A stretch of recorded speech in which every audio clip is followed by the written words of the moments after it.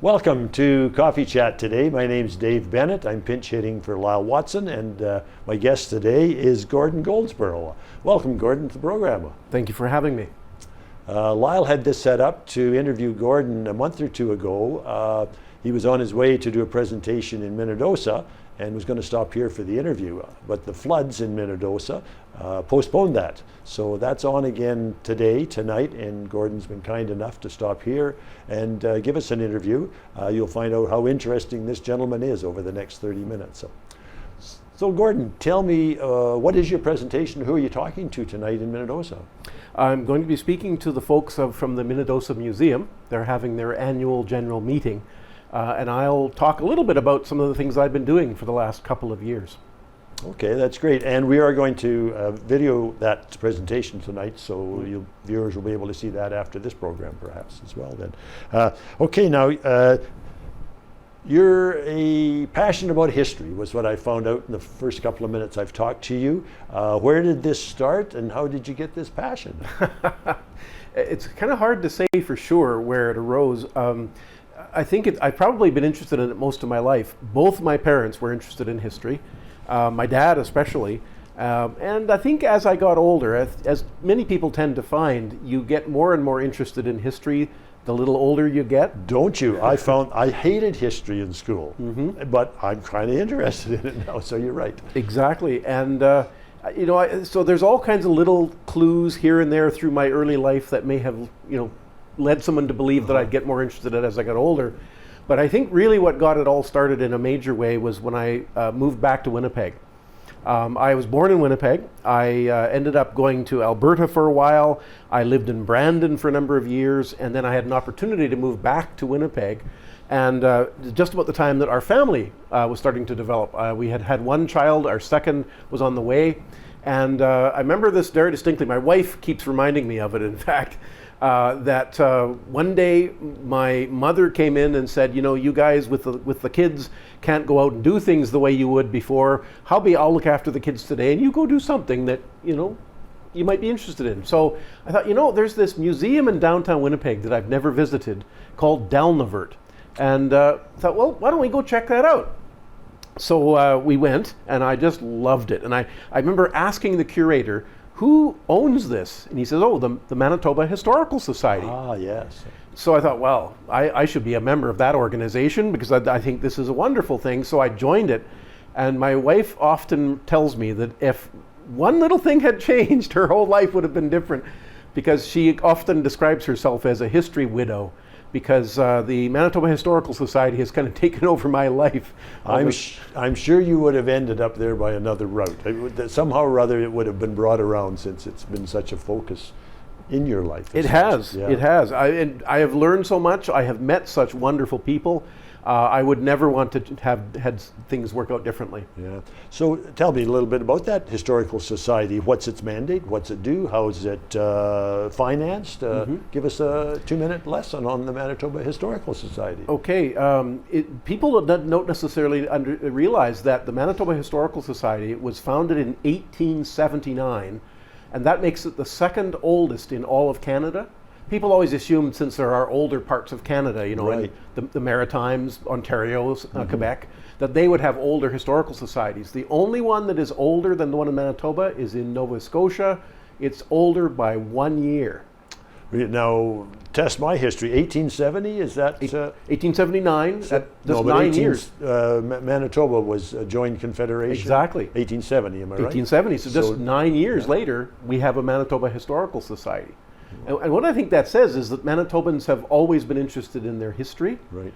And so it became, in effect, a lot of things like it started collecting books and documents relating to the history of Manitoba. It began collecting artifacts that related to the history of Manitoba. And then gradually, as other institutions were spawned, it transferred those things. So for instance, the Manitoba Legislative Library in downtown Winnipeg, right, wonderful collection of early documents, many of which came to it from the Manitoba Historical Society.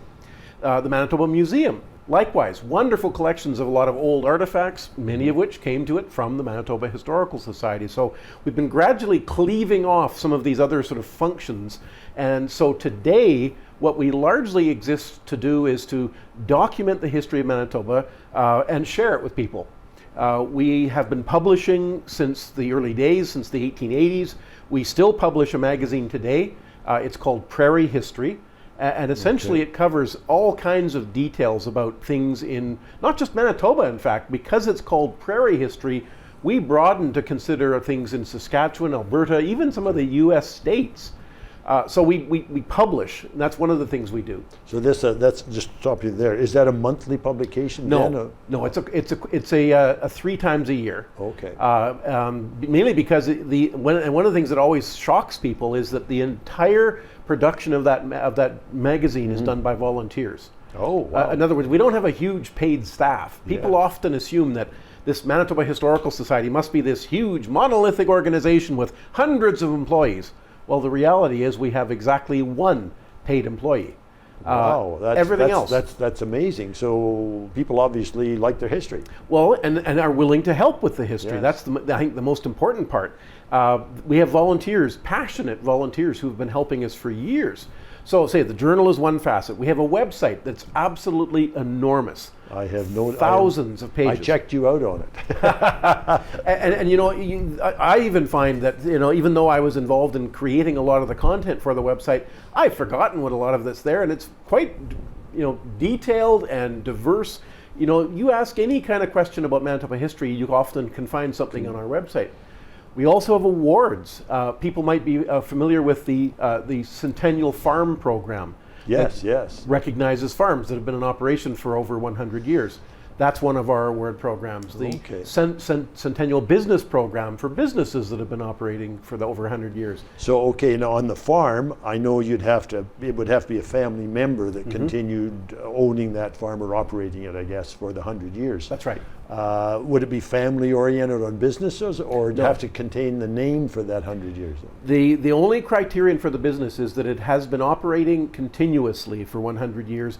The ownership need not have been continuous with one, you know, family or one, you know, group.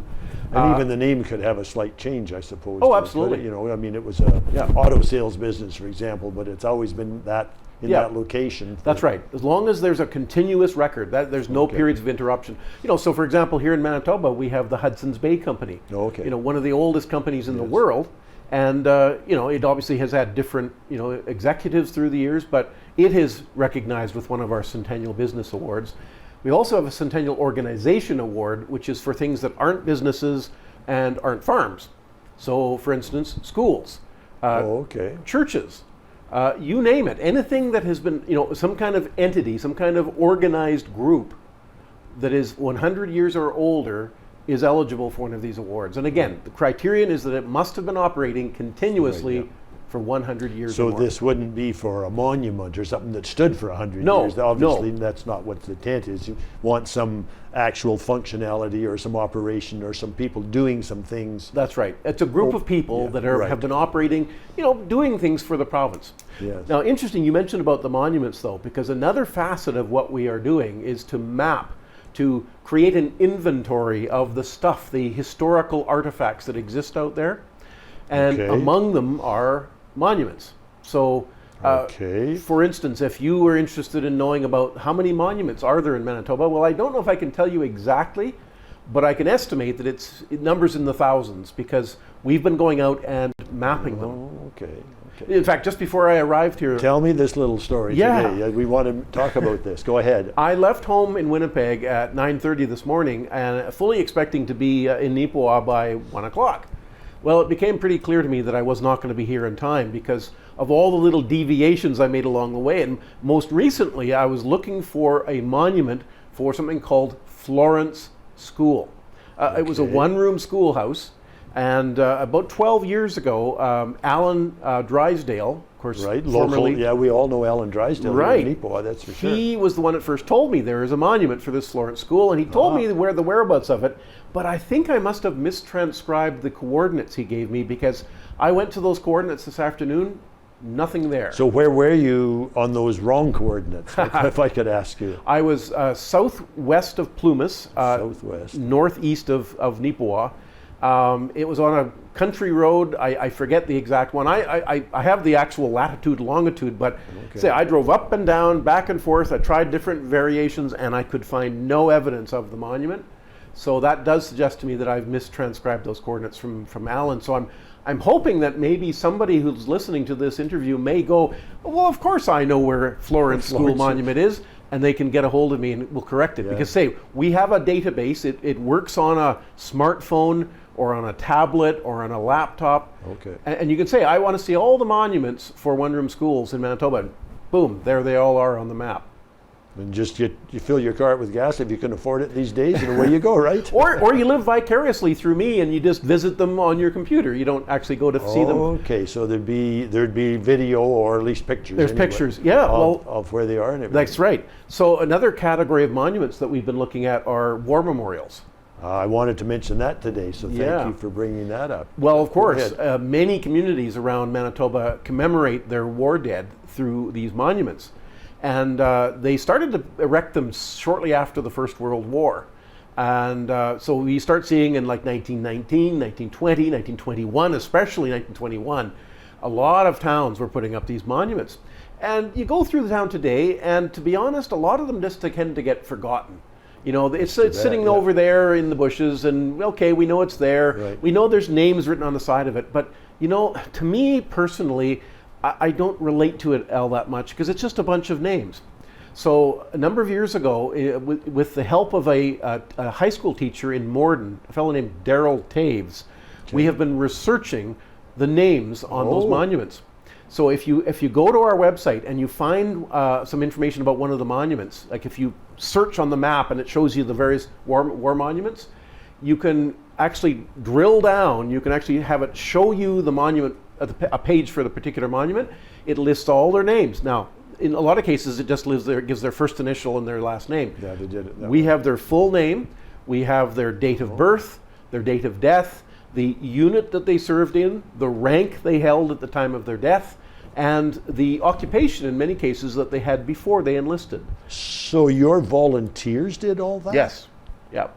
That's amazing. You must have an, pun intended, army of volunteers. Well, no, we have a few very passionate ones, and just becomes their every waking minute occupation. So we could find out if the Neepawa Cenotaph was on the list? Oh, absolutely it is. Absolutely. It is? Without question. So would these names and that have been researched and so on? They researched them. There's all kinds of sources. Of course, increasingly a lot of this is online now. Right. But in a lot of times it was not available. Like our volunteer is combing old newspapers, because what often people ask, like we're getting inquiries now from Veterans Canada. Okay. They want to know, when were these monuments put up? When were they unveiled? Well, unfortunately, this information isn't readily available sometimes. So we look in old newspapers from the time. We look in history books from the area. And just the other day, for instance, I was asked about the one in Margaret, Manitoba. There's a really beautiful one in Margaret, and they wanted to know, when was it put up? So I did some research and found out, it was in the fall of 1921.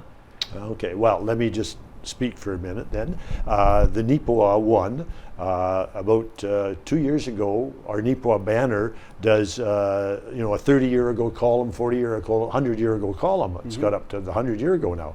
And there was a little note in there indicating that the war memorial had been, I thought, erected. But all that had really happened, I found out, was the concrete base had been put there. And that was late in 2020, I think, if my memory serves me right. Well, I foolhardily broadcast that it was the 100th anniversary of coming up for that, and found out it didn't happen then. But it did happen in 1922 on the 13th of July, which is a week from when we're interviewing right now. So I'm not sure if this will be shown prior to the 13th of July, but the local Legion has a program planned for 4 o'clock on the 13th of July, just to recognize, I guess you'd say, and they're not going to rededicate it, I don't think particularly, but honor it at 4 o'clock. And let me get this right, retired Lieutenant General Ray Crabb, who is a local boy, will be here to take part in that ceremony and so on, along with the local Legion and a number of other people and so on. And then there'll be a banquet that night where Ray is being honored for his service to Canada and through his armed services and so on. Wow. The local Legion's been wanting to do that for a number of years, but as we all know, pandemic has shut a number of things and put them off. So that's going to happen on July the 13th here in Nipawin. But I'm very interested in this idea of the names. And if we can get, through your help and through this Historical Society's help, the names and information about each of those war dead. Yeah. Well, shouldn't call them war dead maybe, because those that came home were died naturally afterwards. That's but, right. War service people. Well, and what it does, I think, is that when you see the list, it personalizes it, because you realize, for example, that many of these were young boys. Like my son is of the age that many of these these people were killed. And I think back to how would I have felt if my son had gone away and died in war far, far away. And it allows me to empathize with those parents, in a way that I never would if I just looked at some names inscribed on some stone on a monument. We maybe have a little more feeling for it now because of the new war in Ukraine, and we know the age of some of the young men, Ukrainians, that are staying behind and trying to defend their country as best they can. Yeah. So I think ultimately what we try to do collectively at the Historical Society is to engage Manitobans with history and to make them passionate about it, because there's a lot to be grateful for, I think, frankly, here in Manitoba. And people complain about the weather and the bugs and the things like, but those are trivial things. When you get down to the fundamentals, Manitoba is a great place to live, just a wonderful place. Fine people, great place, and I think more people will realize that when they start seeing how it's come about. Look at the one-room schools are a great example. And that was how many Manitobans got their education. And we look at them today and go, my God, how did you manage with 30 kids crammed into one tiny room? There was toilets out in the backyard. There was no gymnasium, no computer lab, a very primitive little library. And you were dealing with 8 grades. Yeah. Not just one grade. And yet, by all accounts, people got a pretty good education. And so, if nothing else, those little one-room schoolhouses allow us to evaluate how education happens today. It gives you a comparison. And I think that's the important thing, because then you look at it and say, well, our school, I might complain about the school isn't doing things the way they should, but wow, are we ever lucky to have a school like we have today compared to the way they had it 100 years ago? With all those facilities and so on. Exactly. Yeah. And take any other example. One of my other things I'm passionate about are grain elevators. I've seen your video on that. We've actually shown you some of the videos from the MHS, is that Manitoba Historical Society, and we've shown the one on your elevators. And so on. That's when I first met you, was by watching one of those. Well, and so on my way out here, I passed some of those great big elevators they have today that they're hundreds of thousands of bushel capacity compared to the little guys, that were maybe 10 or 20 or 30,000 bushels. And so again, you see there an illustration of the transformation in agriculture. From the days when a farmer had some horses and some horse-drawn machinery, to now they have these enormous pieces of equipment. It's an illustration of how agriculture has changed. And again, you might say, well, it was, if you're nostalgic, you look back, wasn't it nice back in the old day? Yeah, they worked like dogs.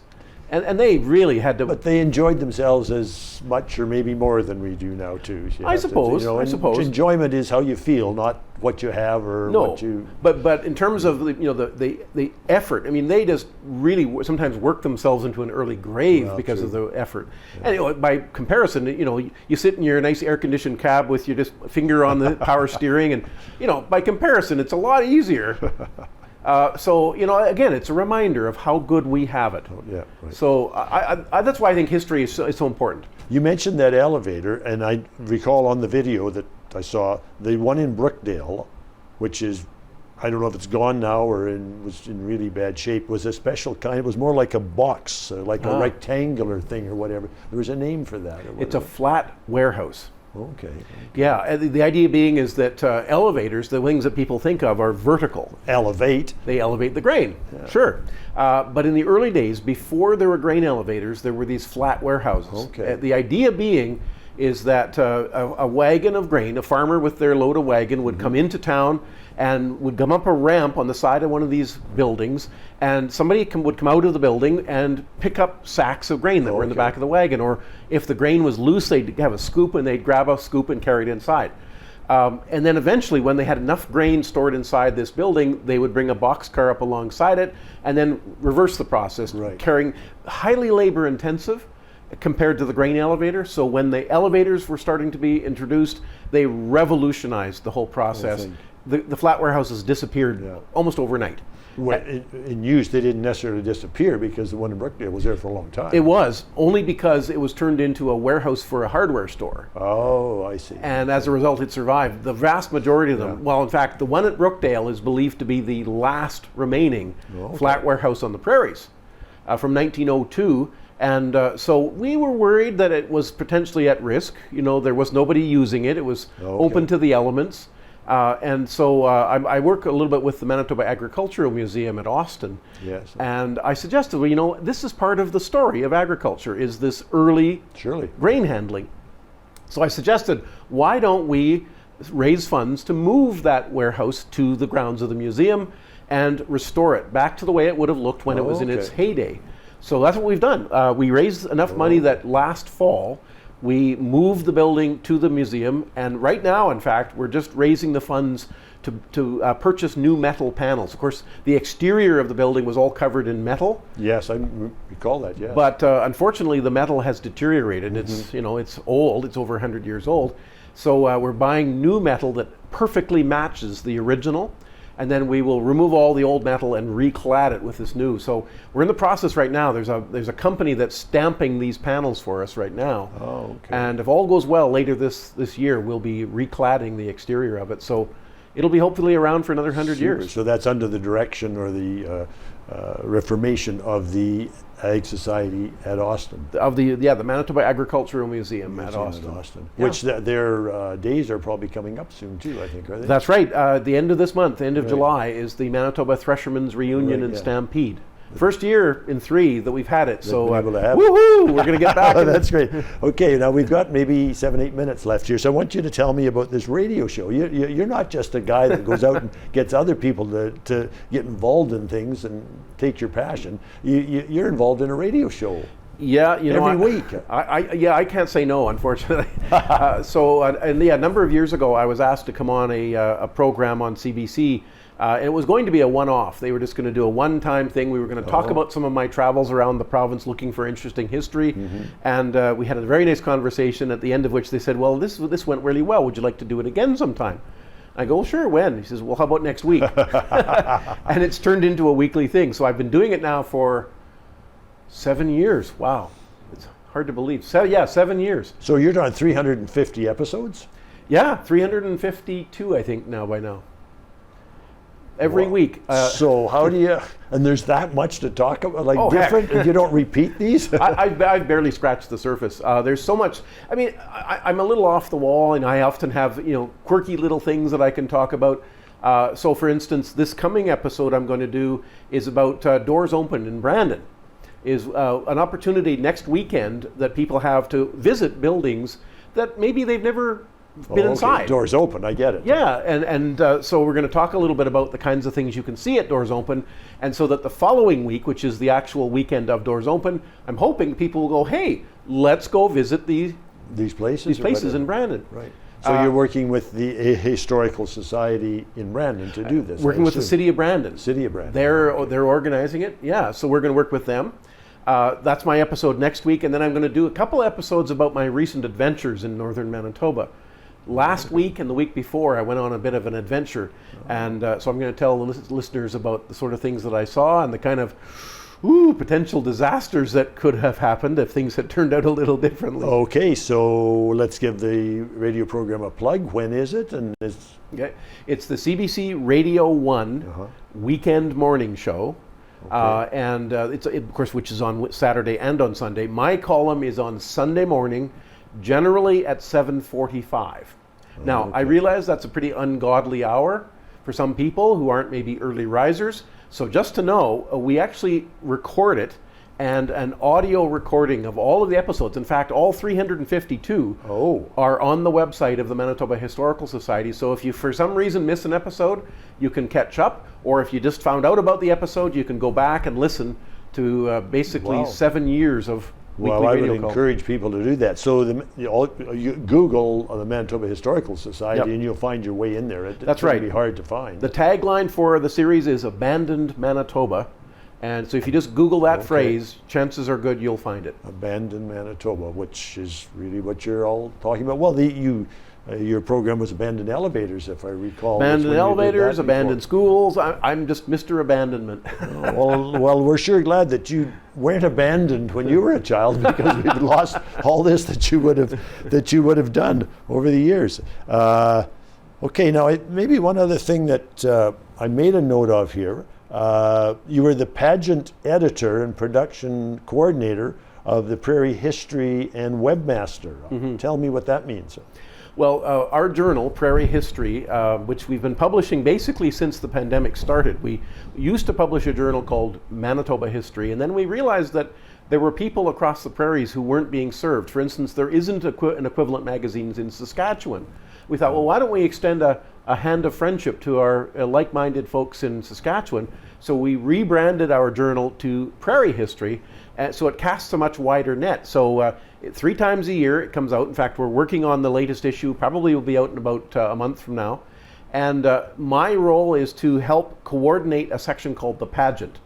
Basically what our journal is, it's a hybrid of scholarly research, so university professors and other sorts of professionals, very well researched and documented, maybe a little dry sometimes, but we combine that with popular history, stuff that anyone would read and find fascinating. We package them together into what I think is a really novel, unique package, say, called Prairie History. So I'm the one who collects those popular history pieces, and then I put it all together. I'm the one who assembles the magazine and then sends it off to the printer to be put on paper. So where's it available? And how much does it cost, or whatever? You can go to our website, mhs.mb.ca, and you can get information on subscriptions. You can actually subscribe. That's probably the easiest way to get it. Right, yeah. It is available for purchase. Right now it's available at McNally Robinson in Winnipeg, at Chapters in Winnipeg. We have it available at a couple of places in Saskatchewan, and we're working on places in Alberta. Because we're here based in Manitoba, it makes it a little more difficult the further away you are. But we're trying to grow the circulation for it, because we feel that it's a great magazine, and the more people who read it, the more people who will realize that it's worth subscribing to. Yeah. Well, that's great. We're running out of time, unfortunately. Maybe you're going to make a presentation to Kelwood or Carberry. No, Carberry's out of our way, but if you're ever going by this way again, let us know, because I'd love to spend another half hour with you. But I don't think we'd run out of things to talk about. Oh, heck no. I'm pleased to do it. I'm always happy to talk about Manitoba history. It is definitely my passion. We are the most passionate person I've ever run across about history. I like to say, and this is not even his day job. No. Are you retired? Do you still have a day job? No, despite the appearances otherwise, I'm not retired. I'm a professor of biology at the University of Manitoba. So in addition to all my history, I'm also doing research on wetland restoration. That's my area. I'm a wetland ecologist. And so this summer, for instance, I have students that are working at wetlands in a couple of places in Manitoba. And in fact, in about 6 weeks, I'm going to be back to the Minnedosa area, because I teach a class in wetlands that is based at a camp just outside of Minnedosa. Well, that sounds like the next topic for Coffee Chat. Your area of that. Let us know when you're coming through, and we'll do another one. This Sounds has been good. great. Thank you very much. You're quite welcome. Yeah, and thank you to the viewers for watching today. I hope you've been passionated about history.